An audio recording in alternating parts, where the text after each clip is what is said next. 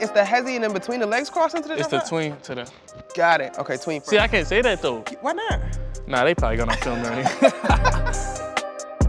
This is Run the Tape, presented by GMC. All right, Scoot. I know that you are your own man and creating a legacy of your own, but who is someone that parts of their game you've tried to emulate? When I was younger, I used to watch Russell Westbrook all the time. Okay. Just how explosive he was, how, he was a guard, but he was doing crazy things with the ball. Like everything throughout the game, the rebounding, passing, scoring, dunking. Stuff that just made me, kind of smile watching basketball. And then Kobe as well, my siblings, they all love Kobe, I do too.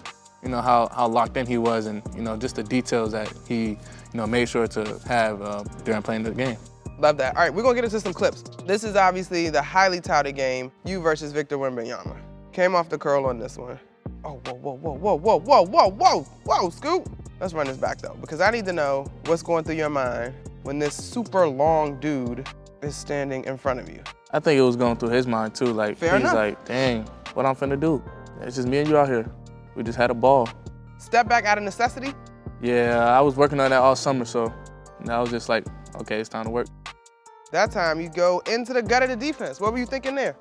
Dude, he kind of tipped the ball a little bit, Okay. but not enough to where he could poke it like out my hand. So I got big hands, so I kind of wrapped it around and threw it between my legs and just kept going, and then I finished. Technically, a reverse layup is very fundamental, but working on creative finishes, is that something you drill? Yeah, something you just gotta always have. Make sure you do a couple of those each workout. What's your go-to move? Because that's 2 times now I'm seeing you go behind the back. Yeah, the behind the back, it's like you can't really steal it, so, and it's always like a good snatch back. If you go fast, you change the pace behind the back. So right here, I wanted to kind of like boom quicker, but Mika was right there, so I couldn't go back further. This one, you're gonna get to the rim. It's going downhill. Pump fake.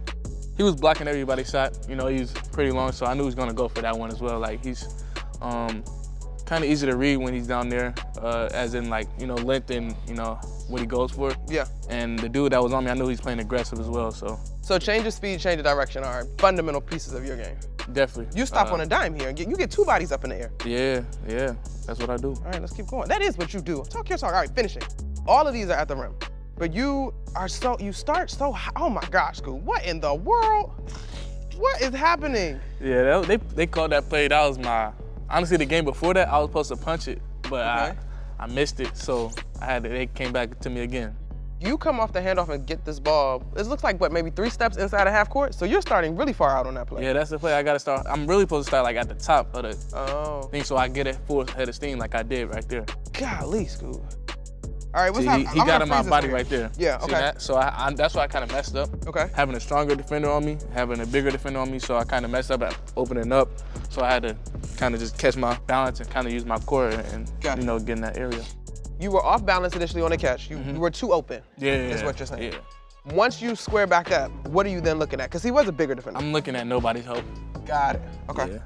To that end, when you're deciding mid-range versus getting to a rim, like, I'm thinking of the shots I want. What you want. That's what I learned during this past season. That was so crucial to me to come back to the second season, figuring out shots that I want to take, not what the defense is trying to get me and force me to take. So sometimes they might force me to take the mid-range, but I'm gonna take, if I want to take the mid-range, I'm gonna take the mid-range. If I don't want to take the mid-range, I ain't gonna take it. I'm gonna step back and then reset.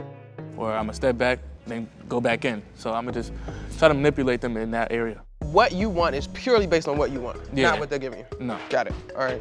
Now that's high level top 3 draft pick kind of thinking. Like that's the big thought right there. That's a big thought. I appreciate that. All right, let's keep going. You're working way out from top of the key. I was just gonna get a bucket for real. Literally, I was about to say, because this is bad defense, but also the help does come at the end, but you had already made your mind up. Yeah, I'm like, okay. Obviously, you see the score right now, so I'm like, we need a bucket. My team was, confident in me of getting that bucket, so, I did what I usually do. Let's see what else we got. He came up too fast. Yeah. That was a bad decision. That's like some high school, like AAU, like, that's how I scored in high school, so like, I'm like, oh my God. Your body control on that play though is crazy. All right, here's you defending. As a defender. I was so happy, not that I got the steal, but that I read the dude rolling. Once I seen Mo hit him and Leonard man roll, I'm like, he's passing it right there. Like, that's kind of easy to see. Yeah. So I jumped up like a wide receiver I am and just attack the basket. Still a wide receiver at heart. Well, that's more like a DB though. I play defense too, so. There you go, you picked it off. In general, are you relying on your quickness, your length, your vision? Like, what are you thinking as a defender? And that's quite a finish off of a steal. Just my anticipation, and I know sometimes that's not good, but when it is good, then I got to steal. That's good right there, that's for sure. But really my length, like I got pretty long arms, 6'9", 6'10" wingspan, and 10-inch hands, so. What have you learned in terms of developing on the defensive side? Just make sure I'm ready at all times, make sure I'm always watching ball man and, always sitting down.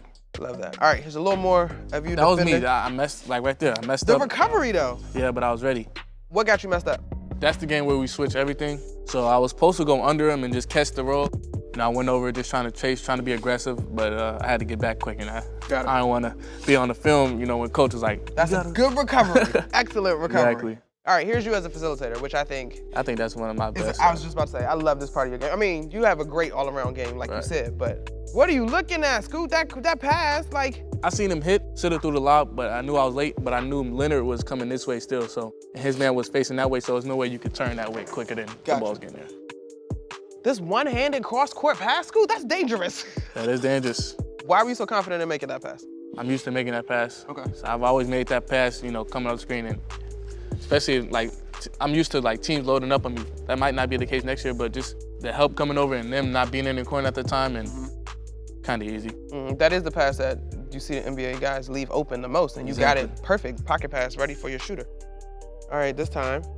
Oh my gosh. Wait a minute, you just faked me out. Hold up, I thought the ball went back to the top of the key. Tell me what happened. I came off the screen hard.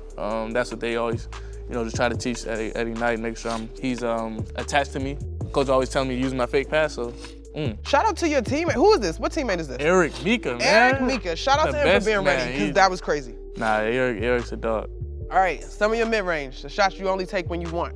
This is just footwork. I mean, everything's footwork, but. That's just countless hours of, getting that hezzy pull right. That's like shooting over a broom, drilling it. Decent defense, but better offense. Facts. See, that's, What? Tell me. It was over. It was over. Once I see him coming off the screen hard, I'm like, oh my God. So I came to my hezzy, my usual. It's the hezzy and then between the legs crossing to the It's the tween to the. Got it. Okay, tween first. See, I can't say that though. Why not? Nah, they probably got on film already. You can say that. We're just breaking it down. Yeah, you're right. Come here. I see it. See that? You see that? You see how I set him up though? I did. See how I raised him up? You legit have to be prepared for you to go to the rim. To the rim. That's why it works so well. Exactly. This is outstanding, Scoot. We cannot wait to see what you do next year. I appreciate it. This episode of Run the Tape is presented by GMC. Toe hitches of the world, prepare for glory.